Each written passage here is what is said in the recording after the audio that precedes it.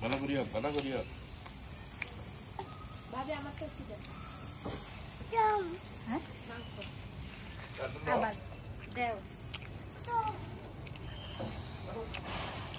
উপর উপরে হয়েছে না ওই যে কয়লার জাল একদম অনেক বেশি মানে হওয়ার আগেই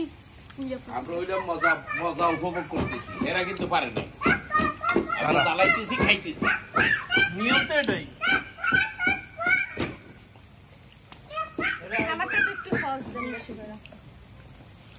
এসব জিনিস রেডিমেড খাবারের মজা নেই